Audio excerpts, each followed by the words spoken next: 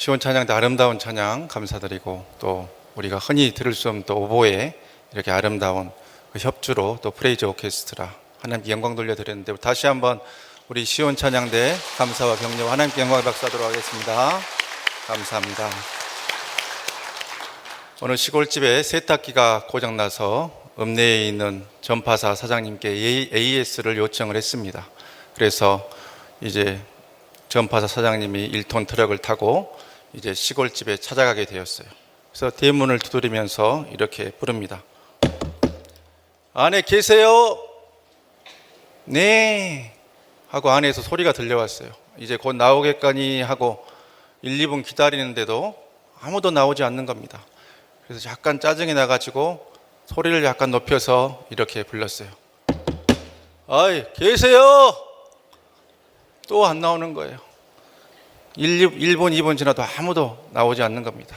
이제는 화가 머리끝까지 나가지고 이 사장님이 도대체 집이 어디에 있길래 이렇게 안 나오는가 하고 이게 이제 그 담으로 올라가서 담을 위로 소리를 지르면서 안을 들여다보면서 이렇게 말합니다.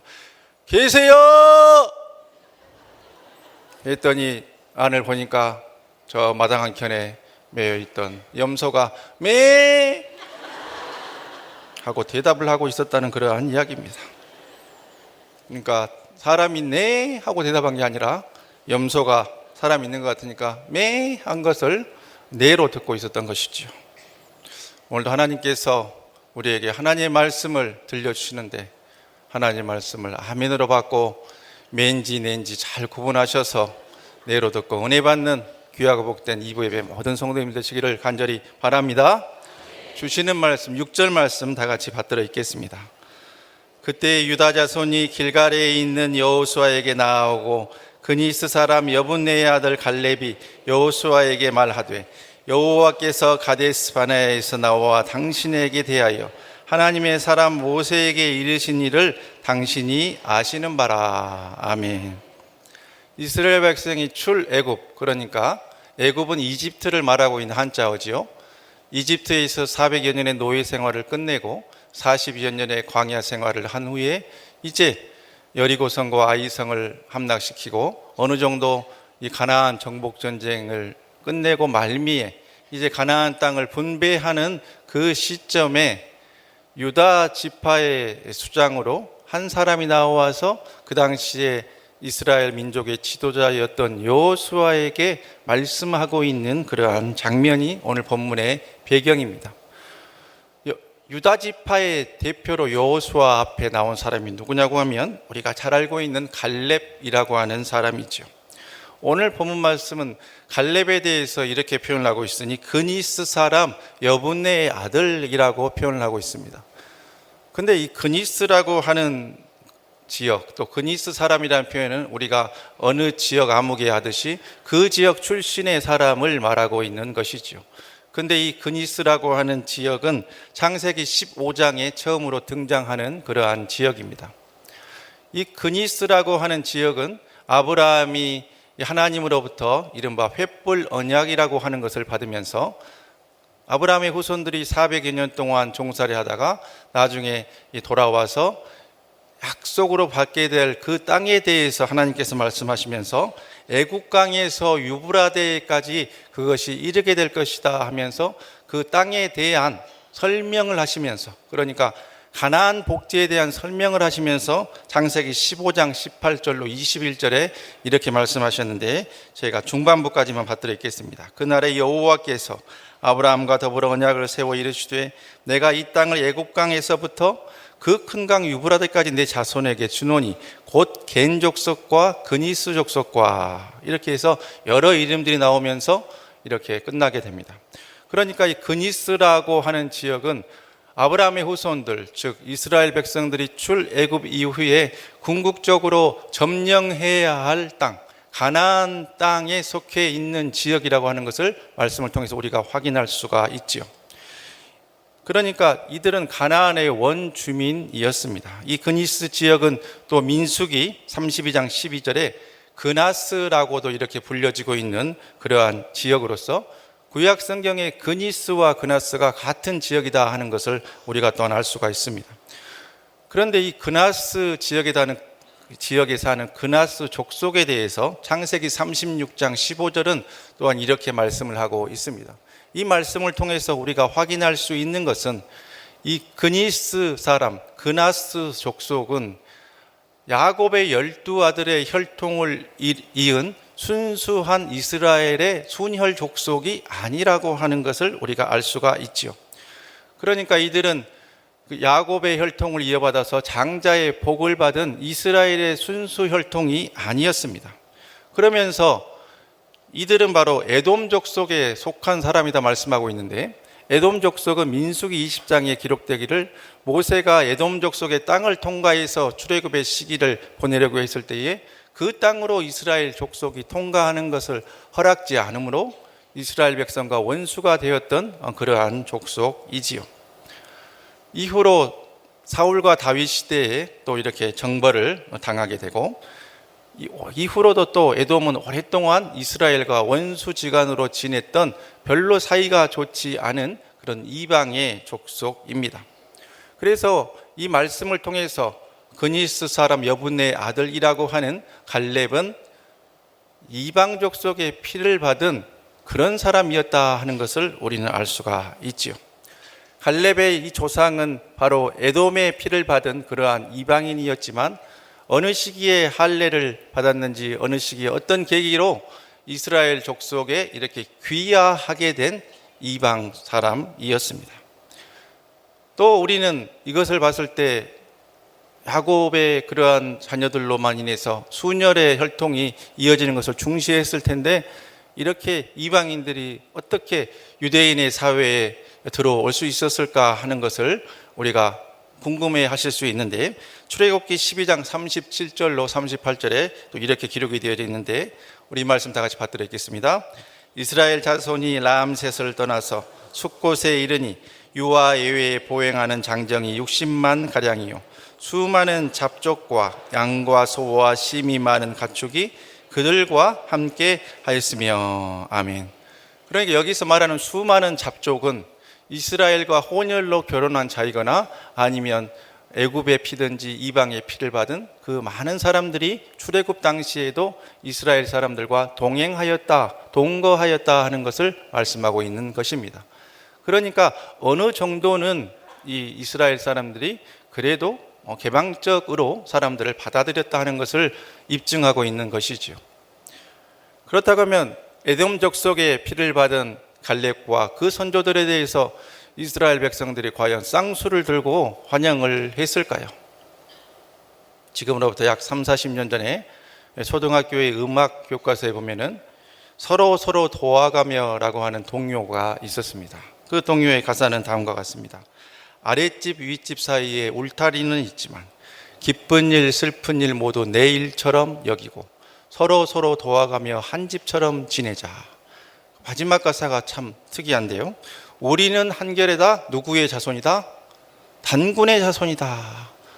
이것이 30-40년 전에 초등학교 음악 교과서에 있었던 서로 도와가며의 가사입니다.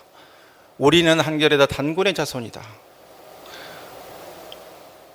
방금 단군의 자손이라고 하니까 웃음이 터져 나왔는데 30-40년 전에는 이 말을 들어도 우리가 아무렇지 않았습니다. 왜? 우리는 그때는 단일민족이라고 그랬고 단군의 자손이라고 그랬고 환인과 웅녀가 고물 동굴에 들어가서 마늘을 먹고 쑥을 먹고 그런 이야기 듣고 우리는 교육을 받고 자라왔기 때문이죠.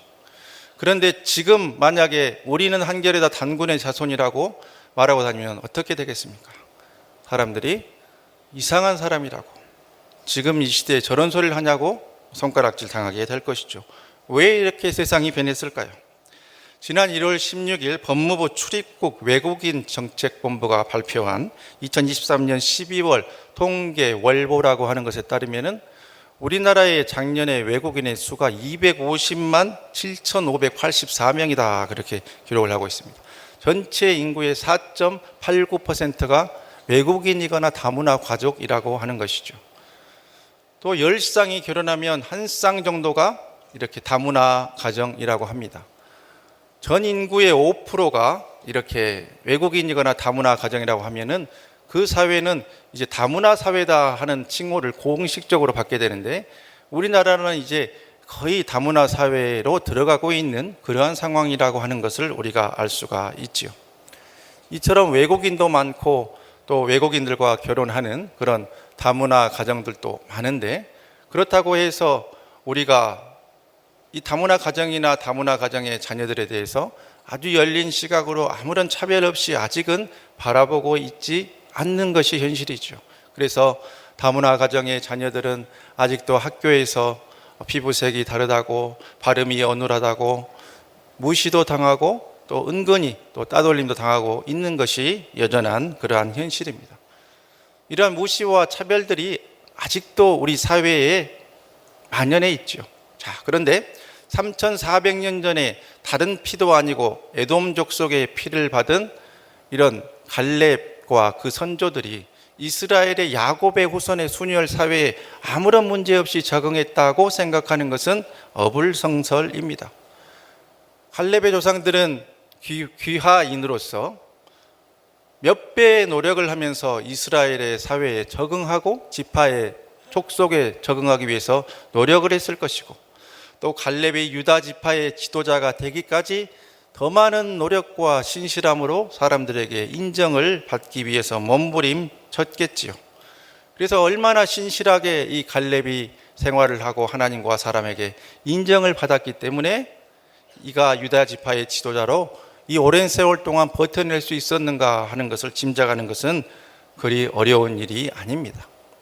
태생적인 한계가 갈렙에게는 있었습니다. 그러나 그 모든 것을 갈렙은 이겨내고 유다 지파의 지도자로 우뚝 설 수 있었죠. 이 갈렙의 삶을 통해서 하나님께서 오늘 우리에게 어떤 말씀을 주시는가, 우리 9절 말씀 다 같이 받들어 읽고 확인하도록 하겠습니다. 그날에 모세가 맹세하여 이르되 내가 내 하나님 여호와께 충성하였은즉 내 발로 밟는 땅은 영원히 너와 내 자손의 기업이 되리라 하였나이다. 아멘. 갈렙의 이야기를 하면서 민수기 13장과 14장에 나와 있는 12정탐꾼의 이야기를 안 드릴 수가 없습니다. 이스라엘 백성은 시내산을 떠난 지 10하루 만에 가데스 바네아라고 하는 이러한 사막지대에 도착하게 되었습니다. 이곳에 오기까지 출애굽 후 2년하고 5개월이 걸렸지요. 그러면서 광야 생활 약간 하고 시내산 앞에 주로 머물면서 이제 출애굽을 해서 가나안 땅으로 들어가려고 하는 그 시점에 저 가데스 바네아에 이르러서 모세는 각 지파에서 한 명씩 모두 12명의 정탐꾼을 선발해서 가나안 땅을 두루 살펴보고 오게 만들었습니다. 말이 좋아서 정탐꾼이지 가나안 사람들의 입장에서는 스파이 또는 간첩이죠. 자기의 땅을 정복하기 위해서 미리 살피러 온 사람들이니까 이 정탐꾼들에게 모세가 무엇을 살펴보고 오라고 말을 했냐고 하면, 먼저 그 사람들의 수가 많은지 적은지, 아니면 또 그 성읍이 성인지 아니면 그냥 마을인지, 그들은 강한지 약한지, 땅이 비옥한지 비옥하지 않은지 이것저것 두루두루 살펴본 후에 그 땅의 실과를 가져와라, 이렇게 모세가 명령을 했습니다. 가나안 땅은 북쪽에서 남쪽까지 총 길이가 240km 정도 됩니다. 이 길이는 우리나라에서 대략 서울에서 대구까지 정도의 그러한 거리입니다. 자, 그런데 그 폭이 굉장히 좁은데 북쪽은 약 45km, 그리고 남쪽으로 가면서 조금 퍼져가지고 85km 정도 됩니다. 그러니까 남북으로 길긴 한데 그 폭은 그리 넓지 않지요. 그런데 12명의 정탐꾼, 적지 않은 수가 얼마 동안 그 땅을 살펴보고 왔냐고 하면은 40여일 동안 살펴보고 왔습니다. 그러니까 상당히 꼼꼼하게 그 가나안 땅을 정탐하고 왔다고 하는 것을 말씀을 통해서 우리는 볼 수가 있지요. 그러면서 40여일 지나서 이들이 모세의 명령대로 그 땅의 실과를 가져오게 되는데, 바로 포도와 또 무화과와 석류 같은 것을 가져오게 되었습니다. 그런데 에스골 골짜기에서 가져온 이 포도가 얼마나 크던지 그것을 사람들이 어깨에 메고 올 정도로 이렇게 큰 포도송이를 들고 오는 것 아니겠습니까? 그것을 보고 있는 모세와 이스라엘 백성들이 얼마나 기뻤겠습니까? 야, 지금은 우리가 이 가데스 바네아 이런 광야의 시대에 있지만 가나안 땅에 들어가기만 하면 저런 포도, 주먹만한 포도 먹으면서 행복하게 살 수 있겠구나 하는 그 순간의 희망이 있었을 텐데, 그런데 대다수의 그 정탐꾼들 12명의 정탐꾼 가운데 10명의 사람들이 이렇게 보고를 합니다. 그 땅은 과연 젖과 꿀이 흐르는 좋은 땅이었습니다. 그런데 그 땅은 거민을 삼키는 땅이었습니다. 그 땅에 있는 사람들은 이 아낙자손 네피림의 그러한 후손들 같고 다 거인들입니다. 그들 앞에 서니까 우리는 우리가 보기에도 메뚜기 같았고 그들 보기에도 메뚜기 같았을 것입니다.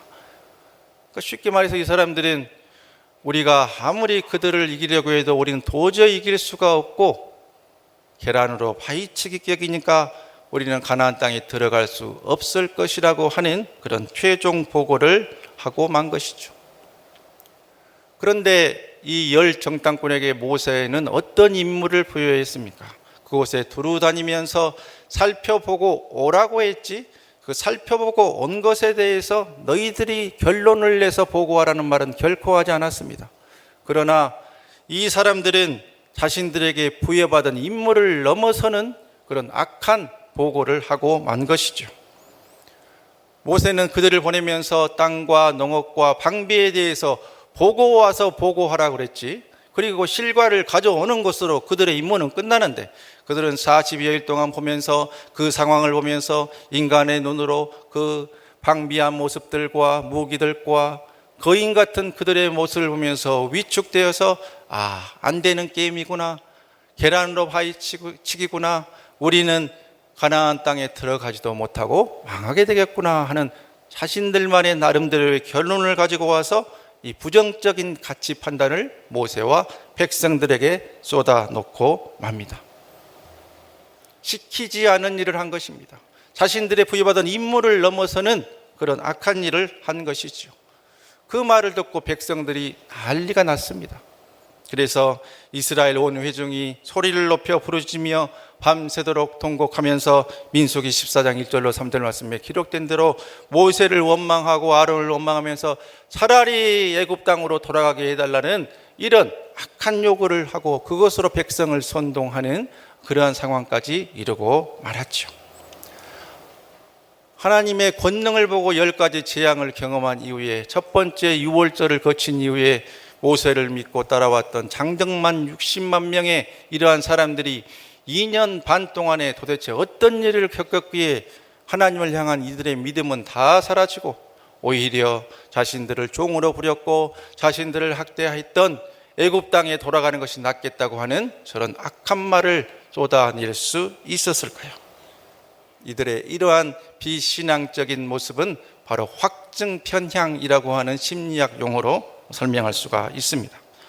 확증편향이라고 하는 그러한 단어는 영국의 추론 심리학자인 피터 왓슨이라고 하는 사람이 창안해낸 그러한 단어인데, 이 단어는 사람들이 사실 여부에 관계없이 심지어 틀린 것임에도 불구하고 자신들이 미리 알고 있는 그 선 지식에 의해서 모든 것을 판단하고 다른 것들을 수용하지 않는 그런 편향된 인지 편향의 심리를 말하고 있는 것이죠. 그러니까 대표적인 확증 편향이라고 한다면은 오늘날 여러 가지 가짜 뉴스에 휘둘려서 먼저 그것을 접하고 내 상황과 신념에 맞는다고 그것만 믿고 그 후로 어떤 명백한 증거가 들어와도 흔들리지 않고 마치 에이스 침대처럼 흔들리지 않고 그 잘못된 것을 확증한다는 것입니다. 그것만 믿는 것이죠. 이들은 2년 반 동안의 삶에서 광야에서 먹을 것도 없고 할 때 하나님과 모세를 원망하며 먹을 것을 주시기도 하고 또 물이 없다고 원망하고 이런저런 떠돌이 생활을 하면서 나름대로 이 불편함을 가지면서 애굽에 대해서 나쁜 기억은 망각하고 좋은 것만을 기억하는 잘못된 판단의 상황에 있었는데, 거기에 10 정탐꾼이 와서 가나안 땅에 들어가 보지도 못할 것이다 하는 부정적인 보고를 하니까 맞아 차라리 애굽이 좋았다고 하는 이런 거짓말까지 치면서 이런 확증 편향의 잘못된 이 심리 상태에 빠지고 한 것이죠. 하나님은 이들을 가만히 놔두지 않으시고 정탐꾼이 살폈던 40일의 기간을 1년씩, 하루를 1년씩 계산해서 40년 동안 광야를 유리방황하게 하는 징계를 내리시고, 그리고 20세 이상의 남성들 가운데서 출애굽 1세대는 모세도 제외하고 오직 여호수아와 칼렙만 가나안 땅에 들어갈 수 있도록 하는 그런 징계를 내리시고 말았습니다. 이런 어려운 상황 가운데서 딱 두 사람, 여호수아와 칼렙은 어떤 모습으로 하나님께 나아가고 어떤 모습으로 이스라엘 백성에게 보고를 했습니까? 우리가 잘 아는 대로 그들은 안 된다는 보고하지 않고 그들은 된다고 보고를 했습니다. 왜 그럴 수 있었습니까? 열 정탐꾼은 사람이 할 수 있는 것 없는 것에 사람을 중심으로 생각하고 사람이 할 수 있는 것 없는 것에 대해서 집중해서 생각했다고 한다면, 여호수아와 칼렙은 사람이 할 수 있는 것 없는 것이 중요한 것이 아니라 하나님의 할 수 있음에 집중한 보고를 했기 때문에 그들은 가나안 복지에 들어가는 복을 받게 되었습니다. 민수기 14장 8절로 9절에 그래서 이 여호수아와 칼렙이 했던 말을 이렇게 증거하고 있습니다. 우리 이 말씀 다 같이 받들어 읽겠습니다. 여호와께서 우리를 기뻐하시면 우리를 그 땅으로 인도하여 들이시고 그 땅을 우리에게 주시리라. 이는 과연 젖과 꿀이 흐르는 땅이니라. 다만 여호와를 거역하지는 말라. 또 그 땅 백성을 두려워하지 말라. 그들은 우리의 먹이라. 그들의 보호자는 그들에게서 떠났고 여호와는 우리와 함께 하시느니라. 그들을 두려워 말라. 아멘. 너무 그냥 힘있게 하시니까 깜짝 놀랐습니다. 그러니까 열 정탐꾼은 사람의 입장에서 맞는 소리 한 겁니다. 우리의 힘으로는 안 돼. 저들은 거인이에요. 우리는 약해요. 메뚜기예요. 우리는 아무런 제대로 된 무기도 없어요. 싸울 수가 없어요. 그들은 성을 짓고 방배를 하고 있어요. 인간의 힘으로 할 수 있을 것이냐 없을 것이냐 판단을 합니다. 객관적으로 상식적으로 맞는 소리 했습니다. 그러나 그것을 봐서 하나님의 역사는 그런 사람들을 통해서 이루어지지 않았습니다.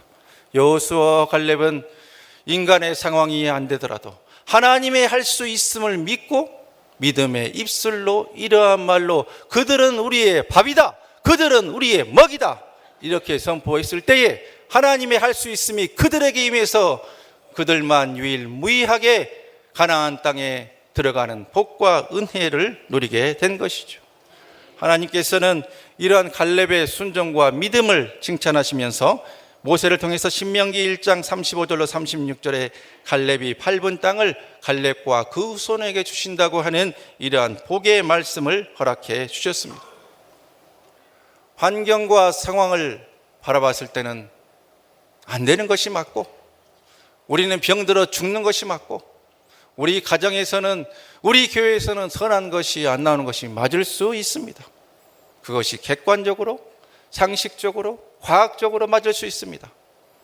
사람의 안경, 사람의 가치관으로 사람이 할 수 있음 없음에 집중했을 때는 그 말이 맞을 수 있습니다. 그러나 하나님의 할 수 있음을 봤을 때는 하나님 편에 있는 자들이 승리하게 됨을 기억하실 수 있기를 간절히 바랍니다. 그 믿음 가지고 인생의 길을 걸어가십시오. 그 믿음 가지고 선포하시기를 바랍니다. 나는 아프지만 예수님은 고쳐주실 것입니다. 나는 부족하지만 우리 주님은 충만하신 분이십니다. 나는 안 되지만 주님은 하실 수 있습니다. 그러한 말들이 여호수아와 칼렙처럼 우리의 입술에서 터져 나올 때에 하나님께서 그러한 믿음을 가진 자들에게 복 주시고 그러한 자들을 통해서 어제부터 오늘부터 내일까지 역사를 움직여 오셨고 남은 역사도 움직여 나가실 것입니다. 어떠한 기준으로 우리 삶에 주어진 상황을 개척해 나갈 것인가? 객관적으로 판단하고 상식적으로 판단하고 법적으로 판단하고 안 되죠. 어렵습니다. 안 될 겁니다. 상식적으로 맞는 말씀이죠. 그러나 인간이 할 수 있음 없음에 집중하면서 하나님의 역사를 제한하지 마십시오. 하나님의 할 수 있음에 여러분의 남은 삶을 집중하실 수 있기를 바랍니다. 입술로 선포하실 수 있기를 바랍니다. 사람이 할 수 있느냐 없느냐를 넘어서는 하나님이 할 수 있음에 집중하고, 나의 상황 가운데 안 되는 것 하나님이 하실 것이고, 나의 가정의 상황 가운데 안 되는 것 하나님이 하실 것이고, 우리 교회 상황 가운데 안 되는 것 하나님이 하실 것이고, 이 나라의 민족의 상황 가운데 안 되는 것 하나님이 지켜주시면 할 수 있습니다. 창조주 하나님이 우리의 편이라고 한다면 무엇이 두렵고 무엇이 안 될 것입니까? 하나님 붙드시는 인생, 하나님 붙드시는 가정, 하나님 붙드시는 교회, 하나님이 세워주시는 나라는 반드시 이기게 될 것입니다. 그래서 우리의 인생의 시각을 어떤 안경을 쓰고 바라볼 것이냐, 앞으로는 할 수 있는 하나님의 안경으로 모든 것을 바라보고 판단하실 수 있기를 주님의 이름으로 간절히 축원합니다. 12절 말씀 이제 다 같이 받들어 읽습니다. 그날에 여호와께서 말씀하신 이 산지를 지금 내게 주소서. 당신도 그날에 들으셨거니와 그곳에는 아낙 사람이 있고 그 성읍들은 크고 견고할지라도 여호와께서 나와 함께 하시면 내가 여호와께서 말씀하신 대로 그들을 쫓아내리다. 아멘. 출애굽 1세대로서 여호수아와 갈렙은 유일하게 가나안 땅에 들어갈 수 있었던 그러한 사람이었습니다. 얼마나 큰 복을 받은 사람입니까? 그런데 이렇게 가데스 바네아에서 여호수아와 갈렙이 백성들 앞에 우뚝 서게 된 날이 바로 40세 때였습니다. 지금 45년의 시간이 하염없이 흘러서 85세 된 나이에 길갈에서 갈렙은 여호수아 앞에 서서 이러한 말을 하고 있습니다. 이 45년의 생 동안 갈렙이 어떤 일을 행했는가 성경에 거의 기록되어져 있지 않습니다. 1인자였고 지도자로 세워지고, 또 아말렉과의 전투에도 모세의 손을 한쪽을 잡고 있었던 이런 그러한 훌이나 이런 사람들을 보면서 그런 사람들보다 앞서 나가지 못하는 이러한 자신의 처지, 여호수아만도 못하고 훌만도 못한 2인자로서, 아니 2인자도 아닌 자신의 처지를 보면서 한때는 여호수아와 방불할 만큼 백성들 앞에 세워졌던 자신이 이렇게 뒤에 쳐져서 조력자로만 따라가는 그러한 모습으로 있는 것을 보면서 45년이 아니라 4개월 만에도 4년 만에도 갈렙은 주저앉을 수 있었습니다. 그러나 성경은 분명히 증거하는 것이, 성경에는 많은 갈렙의 일이 기록되지는 않았지만 45년의 그 삶 동안에도 하나님께서는 갈렙을 지켜주셨고, 갈렙은 하나님을 철저하게 의지하고 하나님 편에서 일을 했다 하는 것을 말씀은 증거를 하고 있습니다. 85세의 나이에 갈렙은 당당하게 여호수아에게 나와서 그때 하나님께서 약속하신 내가 밟은 그 땅을, 그 산지를 지금 내게 주소서 하고 요구를 하고 있습니다. 85세의 나이에 요구하고 있는 갈렙을 보면서 우리는 이것을 확인할 수 있습니다. 나이는 숫자에 불과하다고 하는 그러한 말씀입니다. 갈렙의 용기와 담대함을 본받는 모든 성도님들 다 되시기를 간절히 바랍니다. 물론 나이가 60세, 70세, 80세 되면서 고장들이 나기 시작하는 것이 바로 우리의 삶이죠. 그래서 고려 후기의 시인 우탁은 탈로가라 그래서 늙음을 한탄하는 이런 시조를 지었습니다. 제가 읽어드리겠습니다. 한 손에 가시를 들고 한 손에 막대를 들고 늙는 길 가시로 막고 오는 백발 막대로 치려 했더니 백발이 저 먼저 알고 지름길로 오더라. 그러니까 백발이 오는 것을 막아보려고 가시와 막대기 들고 백발을 지키고 있는데 지름길로 와서 머리가 휘어지고 내가 늙어버렸다 하는 그러한 늙음을 한탄하는 이러한 시조 있죠. 평생도록 멸치를 수억 마리를 먹었을 텐데 병원에 가서 검사를 해보니까 골다공증이라고, 그 멸치로 취했던 칼슘은 다 어디로 빠져나가 버린 것입니까? 어느 날 젊었을 때는 철도 씹어 먹었을 그 치아가 다 망가져가지고 이가 흔들리기 시작해서 치과에 갔더니 브릿지를 해라, 틀니를 해라, 임플란트를 해라, 그런 이야기를 하기 시작하죠. 우리의 눈의 시력이 멀리 있는 거 다 잘 볼 수 있었는데 시력이 흐려져서 병원에 가봤더니 백내장이다, 녹내장이다, 황반변성이다, 노화의 현상들을 말하기 시작합니다. 또 거기에 더해서 기억력이 흐트러져서 또 병원에 가봤더니 치매 초기라고 약 먹으라는 그런 이야기들도 합니다. 성인병은 끼고 사는 그런 우리의 친구입니다. 고혈압, 당뇨, 고지혈, 병원에 가서 약 다 먹고 그렇게 우리의 시간은 지나가고 있습니다. 생로병사가 자연의 이치고 하나님의 섭리라고 하지만 그것은 남의 이야기지 나의 이야기가 될 줄은 우리는 모르고 살았습니다. 그러나 85세 갈렙을 바라보면서 우리의 오빠, 우리의 형 갈렙을 바라보면서 힘을 내실 수 있기를 바랍니다.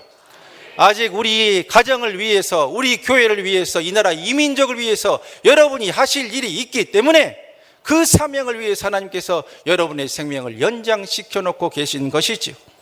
그래서 하나님이 우리를 붙들어 주시고 우리의 생명을 불러가실 그날까지는 내가 할 일이 있기 때문에 나를 살려주셨다는 것을 꼭 기억하고 하나님이 맡겨오신 그 귀한 사명 더 잘 감당하면서 기쁨 가운데 살아나가시는 귀하고 복된 주의 자녀들 다 되시기를 간절히 바랍니다. 그래서 노사연 권사님과 우리 영웅이가 불렀던 바램이라는 곡에서 이런 가사가 나옵니다. 우린 늙어가는 것이 아니라 조금씩 익어가는 겁니다. 익어가고 계신 주의 자녀 여러분, 나이가 조금 드시고 육신이 조금 약해졌다 실망하지 마십시오. 적어도 갈렙처럼 85세 이하 분들은 청년이라 생각하시고 85세 이상은 장년이라 생각하시고 주님 부르시는 그날까지 행복하게 신바람나게 왜 하나님이 나를 아직 안 불러가고 놔두셨는가?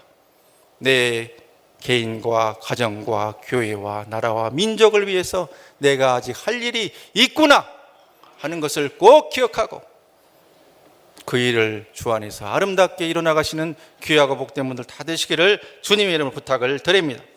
그래서 사도 바울이 고린도서 4장 16절에 이렇게 고백을 하는데 우리 이 말씀 두 번 크게 받들어 읽겠습니다. 그러므로 우리가 낙심하지 아니하노니 우리의 겉사람은 낡아지나 우리의 속사람은 날로 새로워지도다. 한 번 더 시작. 그러므로 우리가 낙심하지 아니하노니 우리의 겉사람은 낡아지나 우리의 속사람은 날로 새로워지도다. 세월이 흐르는 것으로 너무 낙심하지 마십시오. 육신이 병들어가는 것으로 너무 낙심하지 마십시오. 여러분은 날로 새로워지고 있습니다. 40세의 가데스 바네아에서의 갈렙이나 85세의 길갈에서의 갈렙이나 조금 변화는 있을 수 있었겠지만 그는 나는 여전히 힘이 있고 정복할 수 있고 그 땅을 내게 주시면 내가 정복할 수 있다고 하는 담대함을 가지고 여호수아에게 가서 당당히 요구했을 때에 여호수아는 하나님께서 약속하신 헤브론을 갈렙에게 선물로 주었습니다.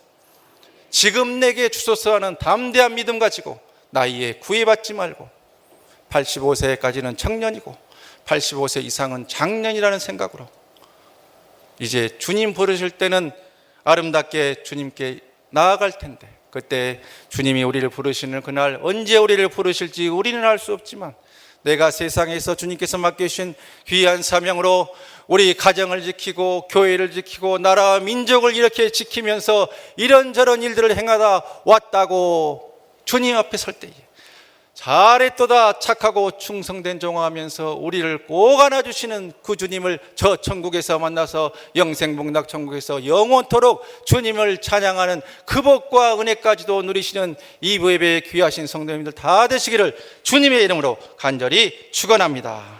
기도하겠습니다. 이 시간 다 같이 기도하실 때에 이방인의 혈통이었던 갈렙처럼 사람의 불가능 보지 않고 하나님의 가능하심 바라보고 변함없는 순종과 믿음으로 평생의 삶 살아가면서 85세의 나이에도 45년 약속했던 그 산지를 지금 내게 주소서라고 요구하는 그의 믿음 본받아서 주님 부르실 그날까지 건강하게 사명 감당하며 살아갈 수 있도록 주님 도와주시라고 우리 주님을 세 번 부르고 함께 기도하겠습니다.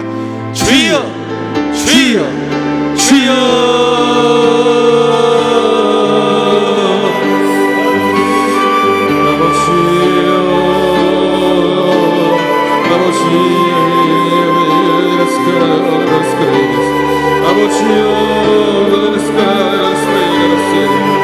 아버지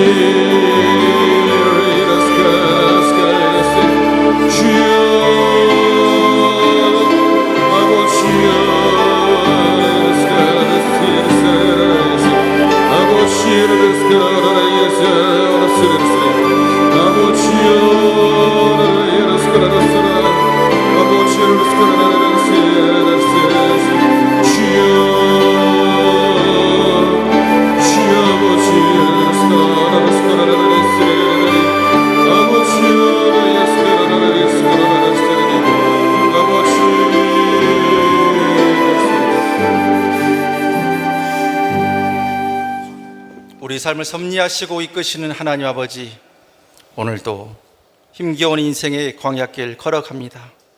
우리를 에워싸고 있는 그 척박한 환경과 상황을 인간의 안됨과 불가능으로 판단하고 제한하지 않도록 주여 도와 주시옵소서. 모든 것을 하나님의 가능으로 바라보게 역사하여 주옵소서. 그래서 우리도 갈렙처럼 평생토록 변함없이 주님을 신뢰하고 주님의 약속을 따라가며 순종하며 살아가는 우리 되게 역사하여 주시옵소서. 갈렙처럼 이 시간 기도하옵나니 지금 내게 건강을 주시옵소서. 지금 내게 물질도 주시옵소서. 지금 내게 응답도 주시옵소서. 주님께서 주신 것들 가지고 남은 여생 하나님의 영광을 위해서 잘 쓰고 선용하도록 인도하여 주시옵소서. 이 모든 말씀 우리 삶의 주인 되신 예수님의 이름으로 간절히 기도하옵나이다. 아멘. 다 같이 일어나셔서 이 산지를 내게 주셔서 믿음의 선포하도록 하겠습니다.